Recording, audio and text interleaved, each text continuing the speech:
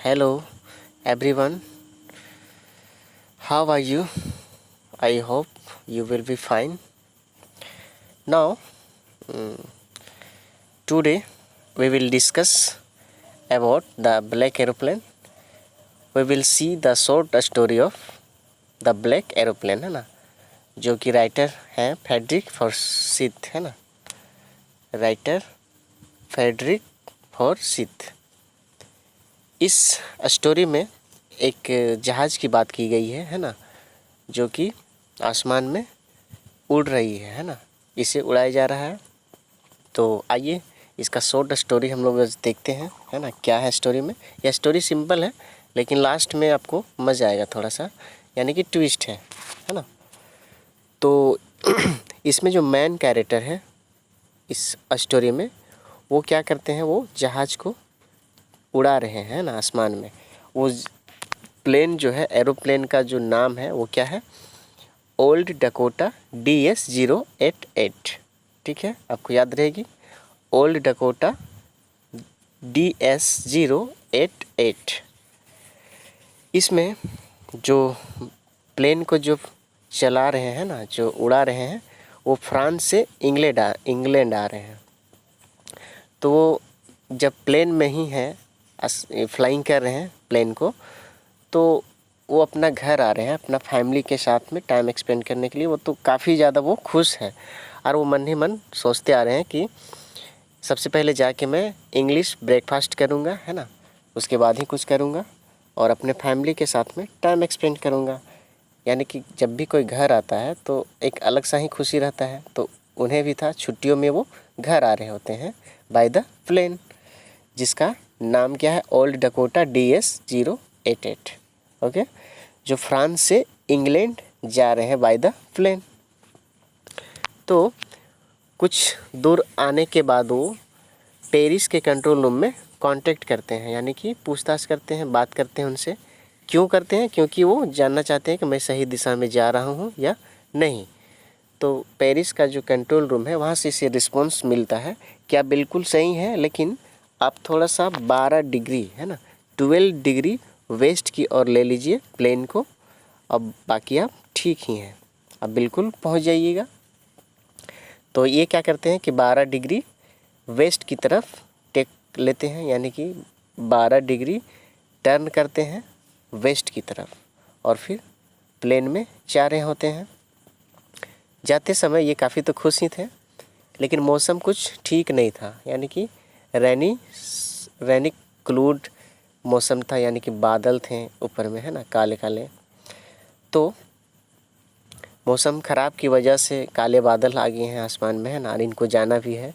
अब ये इतना दूर आ चुके हैं कि पीछे 150 किलोमीटर पार हो गए हैं, यानी कि ये 150 किलोमीटर आगे जा चुके हैं, है ना। अब ये जो प्लेन में जो मीटर वगैरह रहता है ना, कैंपस वगैरह जिसे रहता है, जिसमें चेक किया जाता है ना क्या सही है नहीं है, फ्यूल क्या है कि नहीं है, तो वो देखते हैं मीटर में अपना। तो उसमें टैंक जो रहता है, फ्यूल टैंक, वो कुछ काफ़ी नहीं रहता है ना। तो होता क्या है कि इसे जब ये फ्लाइंग कर रहे हैं आकाश में, तो आगे इनको दिखाई देता है काला सा बादल, है ना, पूरा काला। तो ये देखते हैं जब, तो अचानक थोड़ा सा सोचते हैं कि ये क्या है, कैसे जाऊंगा, है ना। तो उस समय वो सोचते हैं कि कैसे जाएं, पीछे तो हम जा नहीं सकते हैं, मेरे पास उतना काफ़ी फ्यूल टैंक बचा नहीं है, तो मुझे तो जाना ही होगा। और ये रिस्क लेते हैं और आगे जाते हैं, है ना। जो ब्लैक यानी कि ब्लैक क्लाउड जो है, काला बादल, वहाँ पे ये चल जाते हैं, यानी कि उसमें ये अपना जो प्लेन है, ये डकोटा DS-088, उसको वहाँ से फ्लाइंग करते हैं, यानी करना चाहते हैं, और रिस्क ले लेते हैं, जो भी होगा देखा जाएगा, है ना। तो ये जैसे ही घुसते हैं उस काले बादल में उनके ऊपर से, तो इनको कुछ भी दिखाई नहीं देता है ना, बाहर से कोई भी लाइट नज़र नहीं आता है। उस समय वो कोशिश करते हैं कंट्रोल रूम में कांटेक्ट करने की, लेकिन वहाँ पे कांटेक्ट नहीं बन पाती है, शायद मौसम ख़राब था इसलिए नहीं बन पाती है। तो ये बिल्कुल वहाँ पे फंस गए होते हैं, यानी कि इनको लगता है कि हम अब फंस गए हैं, लेकिन इनको तो जाना ही है। तो ये तो मन में ही ठाने थे कि हमें जाना ही है कैसे भी करके। ये तो देखे हुए थे काली बादल है, लेकिन ये इनका पास उतना काफ़ी फ्यूल नहीं था कि ये पीछे रिटर्न होते हैं। इसलिए वो उसने सोचा कि जो भी होगा देखा जाएगा, लेकिन मुझे जाना ही है। तो ये इंग्लैंड की तरफ आगे फ्लाइंग करते हैं अपने DS-088 को, है ना, यानी कि डकोटा को, प्लेन को। अब ऐसा सिचुएशन था कि जब ऐसा मौसम होता है क्लोडी, तो उस वक्त ज़्यादातर प्लेन क्रैश हो जाता है ना। तो ये उतना सोचते नहीं हैं, लेकिन फिर भी उस काले बादल में घुस जाते हैं। तो घुसने के बाद इनको कुछ भी दिखाई नहीं देता है, चारों तरफ से अंधेरा नज़र आता है, और अंदर में, इनके अंदर में तो लाइट रहता है, लेकिन बाहर से कुछ भी दिखाई नहीं देता है। तो इन्हें अचानक एक वहाँ पे एक ब्लैक एरोप्लेन दिखाई देता है ना। जब ये मुसीबत में है ना, इनको थोड़ा सा तो टेंशन हो गए थे, क्योंकि ये इनको भी लग रहा था अभी हम कैसे निकल पाएंगे इस काले बादल से। दिख रहा है फिगर में आपको स्क्रीन में, यहाँ ये फंस गए होते हैं। उसी वक्त एक ब्लैक एरोप्लेन इसे दिखाई देता है। ये देखते हैं कि उस ब्लैक एरोप्लेन के अंदर में एक पायलट है जो एरोप्लेन को फ्लाइंग कर रहा है, और वो कुछ वेव्स भी कर रहे हैं, इशारा भी कर रहे हैं वो ब्लैक एरोप्लेन के जो पायलट हैं, किनको, इनको, है ना, इनको इशारा कर रहे हैं कि आप मेरे पीछे आइए। तो ये क्या करते हैं, उस ब्लैक एरोप्लेन के पीछे पीछे चुपचाप जाते हैं, और आगे आगे रहते हैं कौन, ब्लैक एरोप्लेन, ये पीछे पीछे से जाते हैं। तो कुछ ही समय बाद वहाँ से जो काला बादल था, जो कि ये फंस चुके थे, वहाँ से वो निकल जाते हैं। अब जैसे निकलते हैं वो, तो आगे लाइट्स दिखता है ना, रनवे का लाइट्स दिखता है। रात का मौसम है तो लाइट वगैरह दिखता है।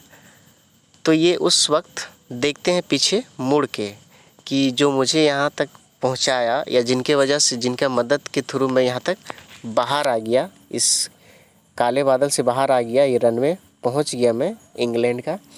तो ये थोड़ा सा देखना चाहते हैं उसे कि कहाँ है वो, है ना। ये चाहते हैं थैंक्स कहना उनको, है ना, क्योंकि वहाँ से इनको वही बचा के लाए हैं, है ना। जैसा भी हो, लेकिन बचाए तो हैं आखिर। बुरा सिचुएशन में कोऑपरेट किए से, और वहाँ से बाहर निकालें ब्लैक बादल से। तो देखते हैं पीछे मुड़ के, तो कोई रहता नहीं है। तो ये अपना प्लेन को लैंड करते हैं और सीधे कंट्रोल रूम जाते हैं, और वहाँ पे पूछते हैं, जो वहाँ पे एक लेडी रहती है वुमेन कंट्रोल रूम में, उनसे पूछते हैं कि अभी अभी जो मेरे अलावा एक जो और प्लेन था वो कहाँ है, वो कहाँ मिलेंगे, है ना। मैं उनसे मिलना चाहता हूँ, क्योंकि मैं उसे थैंक्स कहना चाहता हूँ, क्योंकि उसने मुझे बचाया भी, है ना, मुझे सेफली बाहर निकाला उस काले बादल से। तो मैं उसे थैंक्स कहना चाहता हूँ। तो जो लेडी थी वुमेन, वो शॉक हो जाती है थोड़ा सा, और सोचती है कि यहाँ तो कोई नहीं था। तो वो बोलती है कि देखिए, आपके अलावा यहाँ पे और कोई दूसरा एरोप्लेन नहीं था, कोई भी जहाज़ नहीं था आपके अलावा। तो बोलता है नहीं, यहाँ तो था, मुझे वही तो बाहर लेके आए। तो पूरा इंक्वायरी करती है वो लेडी, और बिल्कुल भी कोई नहीं रहता है वहाँ पे, मतलब कंफर्म हो जाता है कि कोई भी नहीं था, और इस तरह से स्टोरी ख़त्म हो जाती है ना। यानी एक बार हम फिर से रिपीट करते हैं ना, ताकि आपको ज़्यादा समझ में आए। तो ये स्टोरी का जो नाम है वो क्या है, द ब्लैक एरोप्लेन।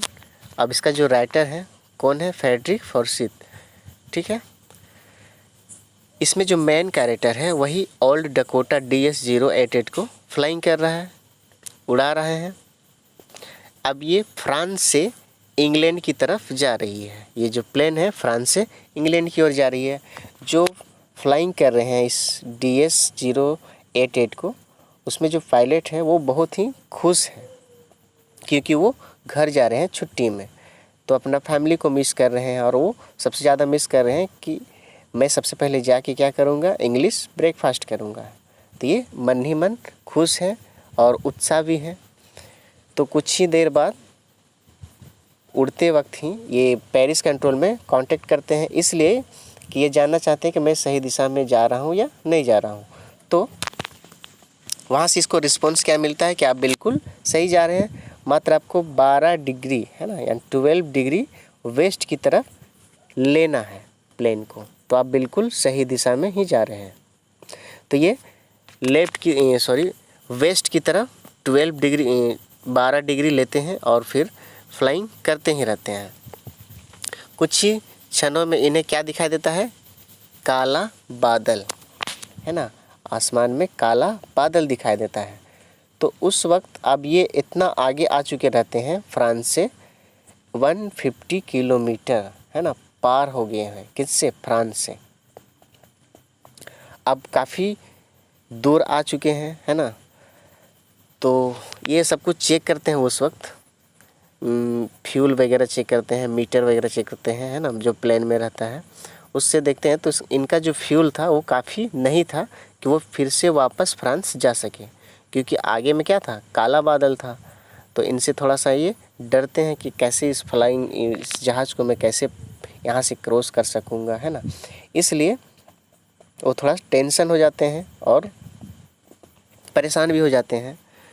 तो और इनका पास उतना काफ़ी फ्यूल था नहीं कि वो रिटर्न फ्रांस जा सकते थे, इसलिए थोड़ा सा परेशान होते हैं। लेकिन ये डिसाइड भी करते हैं कि मुझे जाना ही है ना, इस ब्लैक बादल में मैं पार करूँगा अपना प्लेन को।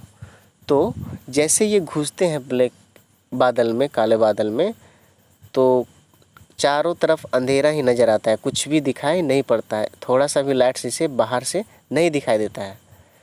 तो उस वक्त अचानक एक ब्लैक एरोप्लेन इसे दिखाई देता है ना। ब्लैक एरोप्लेन दिखाई देता है और उसमें जो पायलट रहता है वो वेव्स करता है, यानी कि कुछ इशारा करता है इनको कि आप मेरे पीछे आओ।